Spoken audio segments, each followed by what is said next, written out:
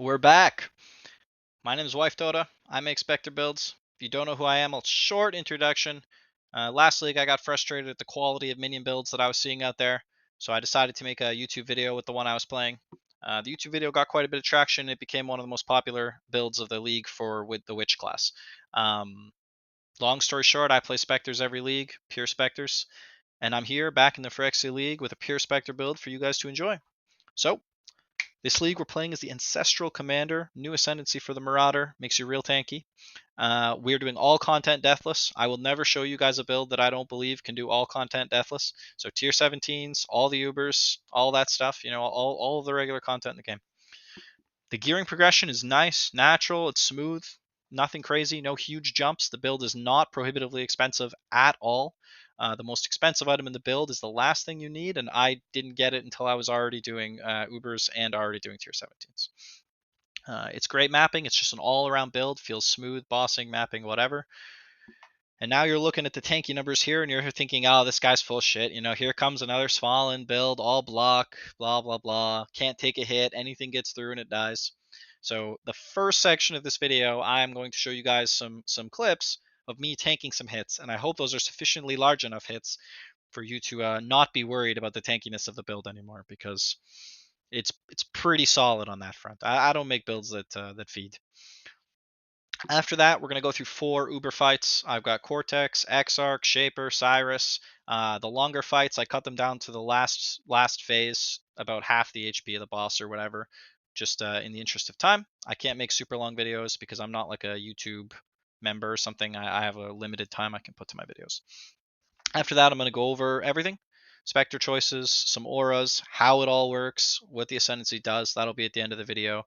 And you'll definitely have some questions when you look through the POB if you just blindly go looking through it. So I recommend going to that part before you ask them. So without further ado.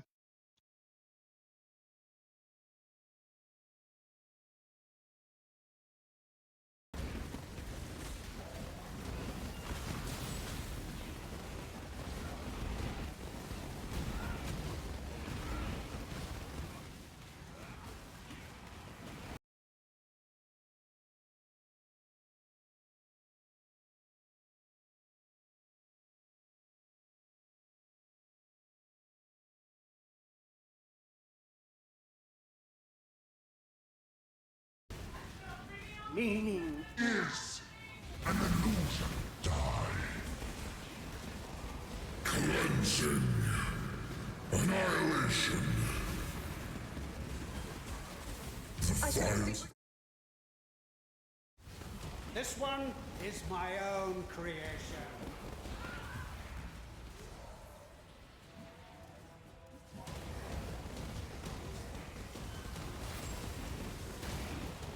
Repent! Ha! Plenty more where that came from. Face your destruction. Be no more. Sin surrounds you. Burn away sin. Be no more.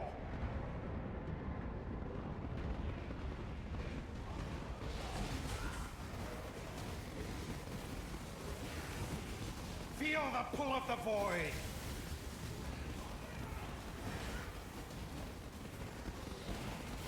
Yes, that's it. Death sweeps in. Impossible. How? This isn't over. This will never be over. I will unify humanity.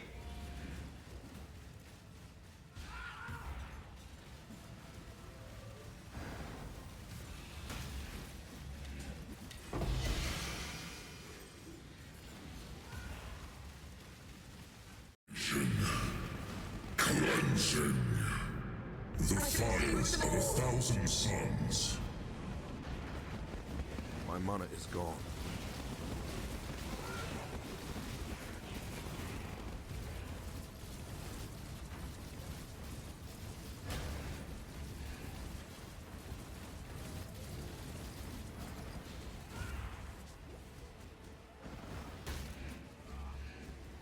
Annihilation. Incineration.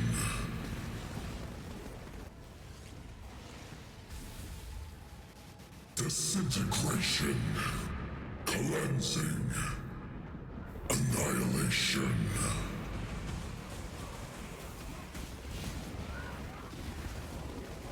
The hatchling. Until the Undesign returns to this realm.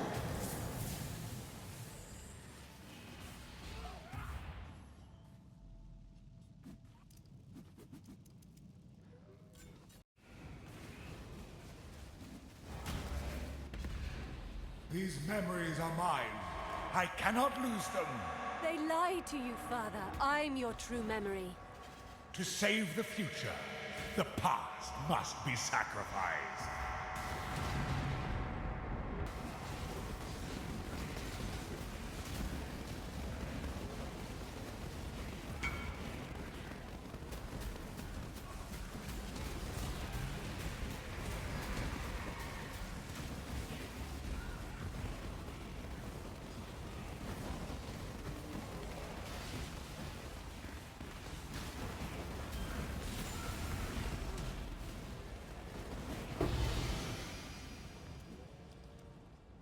Irrelevant!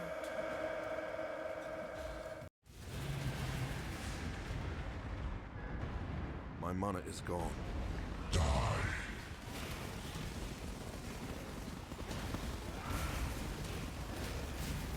Why run?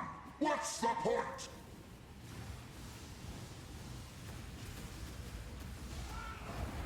Fury of the Cosmos, be utterly annihilated.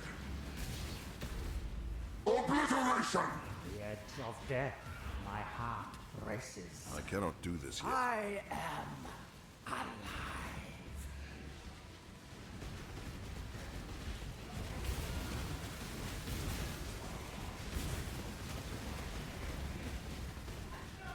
Meaning Is an illusion. Die. I have seen beyond. Be silent. Everlasting fire. Die.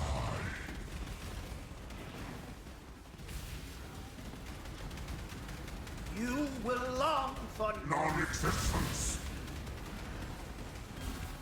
Be silent.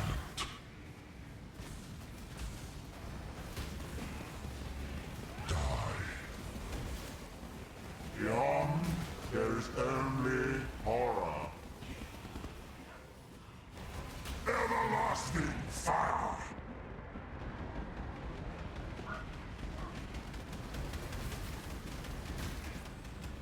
meaning Is an illusion.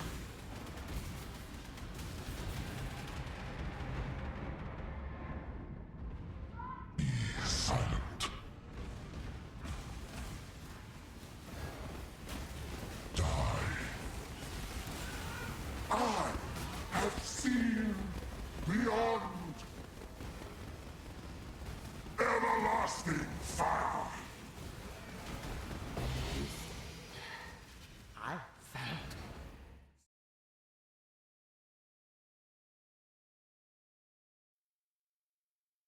Alright folks, I'm going to go for the whole build overview here. I'm going to break this into a few parts, and I'm going to try to do it as quickly as possible to keep the video under 30 minutes. So, first, I'm going to go through an overview, just how the build works.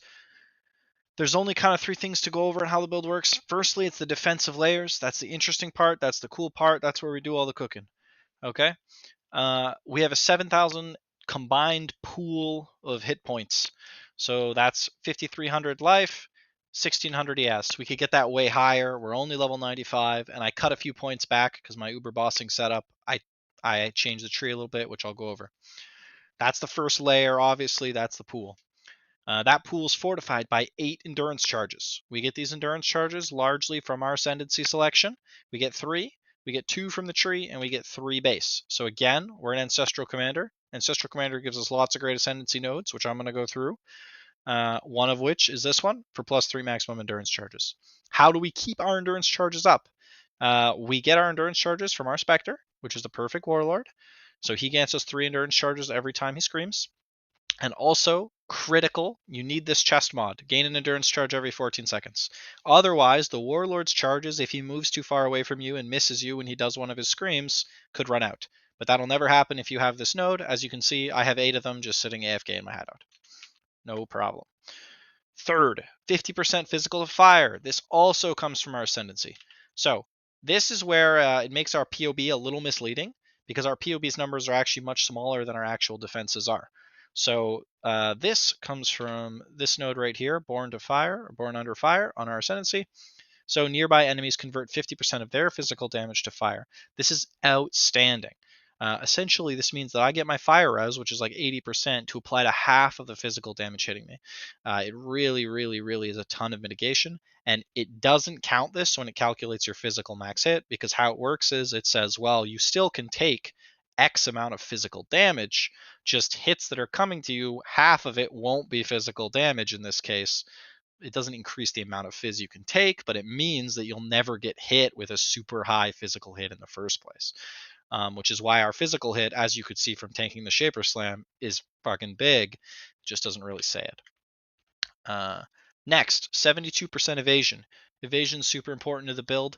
I just kind of splashed it in. That's what I love about evasion. Whereas armor, you really need to specialize in it and get a big amount of armor for it to do anything useful. Small amounts of armor suck. Evasion, it's so easy. I have a necrotic armor right here, 3000 evasion. That's pretty much my only piece of gear with any meaningful amount of evasion. And then I just have my flasks. And if you look, those things plus grace on my character sheet, I have 75% chance to evade. That's flasks and grace. How do I get grace? I get a level 31 grace. And I get it from one of my specters, which we'll be going over in the specter section, called the Perfect Primal Thunderbird. That specter applies grace to me and all nearby allies, which is a huge boon. Big buff there.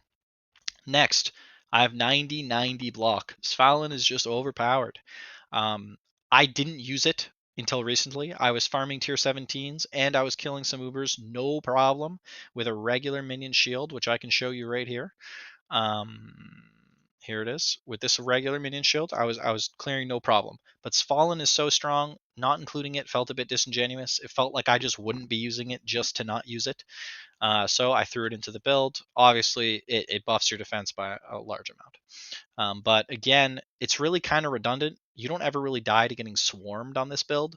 So although it is a benefit, for this build, it's really not required. You do not need Svalin to play this build.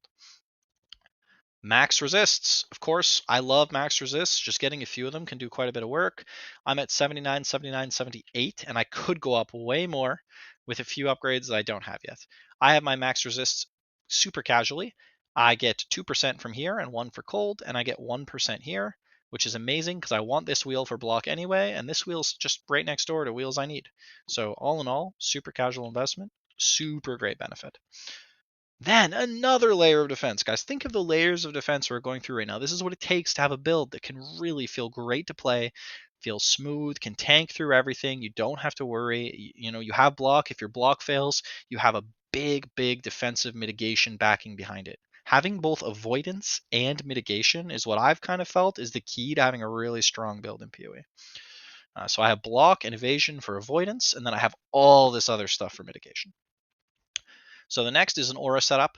You can use Petrified Blood on this build with full life, kind of like Pathfinder style, very easily. Because you evade and block everything, you almost never get hit. Because you're a minion build, you don't cast too many spells, so you're not constantly tanking down your life because Petrified Blood does make your spells cost life. So you can just keep up your life flask, you'll be full life most of the time, and you can still get the benefits of Petrified Blood against big hits. So when you take a hit, you go down. And then also, because you have amazing recovery from the Defiance node, another node on the Ascendancy here, where you get the Defiance of Destiny famous mod. You gain 15% of your missing unreserved life before being hit. When you do drop below 50% or below low life threshold for Petrified Blood, all that health you haven't recovered counts towards this. So it's a really, really strong way to use Petrified Blood with Defiance to get a big amount of mitigation. This is a classic combination. This has been used by Juggernauts and all kinds of players alike, when they have a Defiance and when they want to use Petrified Blood, leaving the life unreserved is huge. In this case, we get to benefit from full life as well. If we want, we can just flask all the way up. Our life will not go down. You'll notice a lot of my clips, I'm using Petrified Blood and my life's still full, just because of the flask. Or Flesh and Stone. So sometimes the big disadvantage of Petrified Blood is you die to degens quite a bit quicker, because the top half of your life can't be affected by regen. So in fights like Uber Sirus, where there's just these degen puddles on the floor that do a ton of damage, and I want to recover my life really quickly when I leave them because they do turn off your regen, it's just way better to use things like Flesh and Stone. And because they're both red gems, you can just swap them out. The reservation is very similar. If you really want, you can just change your tree one node over as well. If you don't care, you don't care. It doesn't matter. But all in all, it's a quick gem swap. Use whichever you prefer. Use whichever suits the content better. That's what I did. You'll notice some of my fights, I'm using one of each. Ailment immunity is the next thing. I have Purity of Elements. It's an amazing aura. Ailment immunity is sick. And it gives it to all my minions, which is also big. Minions and Taunt. As a minion build, obviously my minions tank a ton of stuff. They also have a gem that gives them a chance to taunt, an Abyss gem. And remember, taunted enemies do 10% less damage to any enemy who didn't taunt them. So by doing that, that means that I will take a significant amount less damage, 10% less, by any stray bullets that are flying around from any monsters when I'm mapping who are taunted by my minions.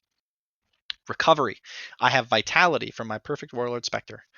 I have Rejuvenation Totem, which I'll get into a second. I know that's weird, but I have Rejuvenation Totem. It's really good with this Ascendancy. And then, of course, I have the Defiance of Destiny Ascendancy on my tree, which I just went over, which is a crazy amount of mitigation and recovery. All in all, I recover about 25% of my life per second, which is really good, especially for a minion build.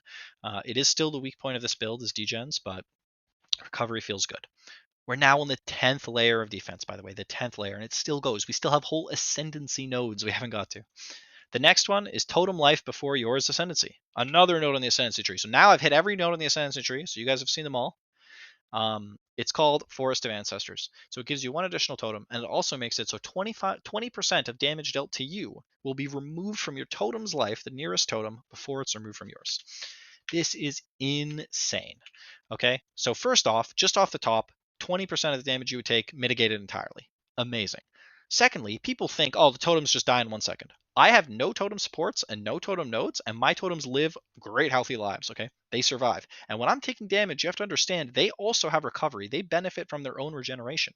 They have enhanced regeneration, which means that they're constantly gaining life. If you look at my Uber fights, I'm putting down these totems, especially when I tank the Shaper Slam. I'm putting down my Rejuvenation Totems, and they're taking a huge brunt of the pain for me. Also, they last a longish time, and they have huge range before they despawn. Look, I put one all the way over here, right? Fresh one. And look at the buff. It doesn't despawn until I walk all the way over here. Meaning if I really do just want to use that 20% and I'm worried about them dying or whatever, I can just put them at like the front of a boss room and do the whole fight with them off in the distance. It's perfect. Or do a bunch of the fight. It's great. But also, I thought the placement speed would be bad, but it really isn't. My character's very speedy because he's got a lot of attacks, a lot of attack speed. But look, the placement time is more than fine. And the best part, there's Val Rejuvenation Totem. So with Val Rejuvenation Totem, it's a super juiced version of the totem, but it also has 40% of damage taken from hits are taken by the totem before you. So that stacks with yours, so you have 60% life taken from your totem before you. It's an amazing thing. You know when you hit Val Grace randomly just to keep yourself alive? This is kind of the same thing. You drop it down and you get a huge defensive buff. Also, these totems, this stuff is affected by aura effect. It even says right here, by the aura. It is affected. So my aura, increased effective auras and stuff like that, the nodes I have on the tree, they affect this amount. They make the totem take more damage for me. Amazing, amazing, amazing. I thought that was a cool new mechanic I'd throw into the build. I was really worried it would be clunky at first, but I have an extra gem for it, and I found it's honestly been super smooth and super beneficial. It really pushes you over the edge of the big hits you can take. So I love it. Mobility. Said it a million times. You've never seen a good PoE player play a slow build. Ben, you ever seen Ben's character just like slowly puttering around? No. Young Roan? No. Uber Dan? No. Never. Never. Okay? My character this time, let's see the shield charge, okay? My shield charge is 6 attacks per second. Okay? Look at that. That's what your shield charge would look like. You should be able to go fast around.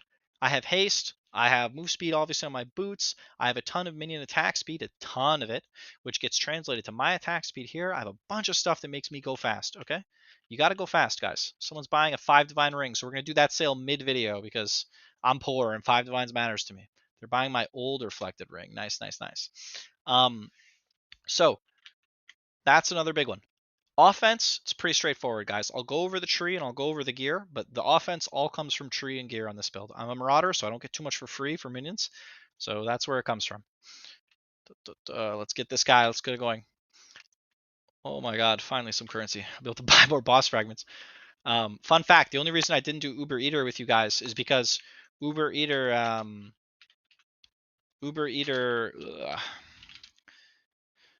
do I leave global? The fragments were like a divine each. It's like 5 divines to run that fight because I guess Nimbus is very expensive. Yeah, so the offense, I'll open up POB for this, but we're hovering in the 20 million category. I do not have Awakened Spell Echo.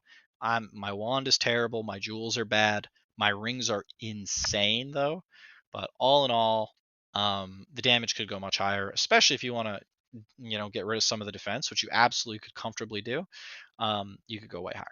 But we're at 20 million. All right, notes for the tree. I'm just going to do the tree really quick. I already did the Ascendancy. The tree's pretty standard, same stuff as usual. I've got the large. I've got 2 with Dread March Renewal, and all in all, like I said, it's a pretty standard tree. But there are some changes you can make when you're Uber bossing, so I'll show you the difference. So see, I have these attack block nodes here. These nodes are amazing for when I'm farming tier 17 maps. Lots of stuff tries to attack me. Okay? However, I don't have those in game because I was just farming Ubers with this character. And when I farm Ubers, I like to have this. So I just unspec this wheel right here. It's like 5 points or whatever it is. I slam down here and grab this without these. Perfect. All good. Attack block, there's only a few Ubers where you're really getting attacked. There's only a couple stuff, some of the stuff from Elder and some of the stuff from Eater, and that stuff doesn't matter to this build at all anyway. So I grab this for minion survivability. The only reason I need to do this switch is because my rings are pure damage, which kind of hurts me in a way because I have to do stuff like this. I don't know if it's worth it, but I thought I'd indulge because it's Trade League. Last section of the build, again, I'm really trying to do the bullet round here. Sorry, before I get to that, I'll put the Spectres on the screen because a lot of people asked last time. These are the Spectres. I'm using 6 Forged Frost Bearers on my 6-link. I'm using 1 Perfect Forest Tiger. He provides haste aura, and he provides frenzy charges to my units. I'm using 1 Perfect Primal Thunderbird. Not many people would use this for this kind of build because it doesn't give you any damage, but it gives you a level 31 Grace, which for me is more than enough. Okay? Next, Perfect Warlord. I already went over this. He's the guy who screams. He gives you vitality and endurance charges. He is required to get your endurance charges up. Otherwise, you need to use an enduring cry. Him, along with the chess piece mod that I talked about, the implicit for the gain endurance charges. These are the Spectres. These are them. Here they are. I expect no more questions in the comments asking me which Spectres I'm using. They're all right here. You can switch one of them out if you really want. You can switch the Tiger for the Perfect Forest Warrior. He provides Onslaught, which is kind of better than Haste in this case, because the Haste numbers are kind of bad on the aura. And he provides Culling. I don't really care too much. When I want Culling, I just do Weapon Swap Cull. I don't really mind. And yeah, I could put him in instead of the Tiger, but Tiger's really rare and I never get him. Normally I don't play Trade League, so I never get him, so I thought it'd be fun. But really, they're basically the same. Last, let's go through the gear really quick. The gear on the character is pretty good. Some pieces suck. The jewels all suck, but you get the idea. Cast speed, life, minion damage. That's what you want in your jewels. Minion cast speed, life, minion damage. So I have the Wraith Lord as the helmet. This is the only unique that's required to play the build. You can play with 4 Spectres before this if you want, but it's kind of janky because you're a Marauder. When I'm a Witch, I play pure Spectres the whole way, but as a Marauder, I played Sunder until I got here. My body armor, tier 1 implicits for energy shield, or sorry, tier 1 prefixes for energy shield evasion, +1 Spectres, bunch of resist and some attributes, and again, critical Eldritch implicits. Check those out. This amulet I would like to replace with a +1 amulet that has a bunch of life, but I can't because I don't have too much minion defenses on my other gear because I don't have it on my rings. I'll show you why. Fallen, everyone knows what this does. You get big block. Boots, +2 Spectre boots, move speed, chaos res, resists life. These are really hard to make. You can use boots without the +2. If your rings have minion defense, completely fine. Belt, standard Stygian vise, gloves, attributes of life. Wand, it's a piece of crap, it's got +2. And then for the big reveal, nicest piece of gear I have, probably the best ring in the league for minions. I got a Calandra reflected ring with 100 minion damage, 40 minion attack and cast speed, and no meaningful downsides on the other mods. It's ridiculous, I know. I promise you don't need this for the build to do damage. You could just run 2 regular minion rings, which I'll show you the ones I used before, and then you can just get more offense on the tree. Like, I kind of do it silly. I have these ridiculous rings because I love them, and I reflect it with the Calandra's Touch. So I have 2 of them because I love it and I think it's super cool. But realistically, to compensate for this, I have to take minion defense on the tree. I could just reallocate the minion defense on the tree to being minion offense and get rings with minion defense, and it would probably pan out to be very similar. But this ring's just too cool, too unique, and too beautiful. I had to buy it. It cost an ungodly amount of currency. So I'm doing it this way. You don't need to do it this way. Don't look at this and think you need this. This is ridiculous. There's no other ones in the league, so it's tough. Well, there is one other one I saw someone have actually, but it's long been purchased. And yeah, that's all the build. Flasks, standard stuff you can see on the pub. Everything's normal. Gem links are also on the POB, so you can check those out. Yeah, that's everything. I'm trying to make the video not too long, so thank you guys so much. I hope I covered everything. Let me open up the notepad file real quick here. Yeah, I did everything here. So I think we're good to go. Thanks so much, guys. Oh, upgrades. Yeah, there's a couple things I could upgrade in the build. Better gear, obviously, just generically. Wand, jewels are the big things. Progenesis, it's 50 divines or something. I don't play Trade League very often. Obviously, it's the best flask. I could get a Simplex or a Focus, super expensive. And I could get a Purity of Elements, Sublime Vision, because my other reservation skills are not auras, so I can still use them. And it would give me 3 max res, which is ridiculous. There's not a single one in the league yet, but I could get that. So yeah, there we go. That's the gear. It's awesome. The build plays super well. Like you guys saw from the clips, very similar to the Ward tank. You feel super strong, super tanky, and you do pretty good damage. So all in all, thank you guys for watching. I'm not sure if I'll be making another build this league. If I do, if it's up to snuff, if it meets the requirements, all content deathless, I'll make a video about it. Otherwise, I'll just be relaxing. So yeah, thank you guys for watching. If you actually stuck it all the way out to this part, and a pleasure.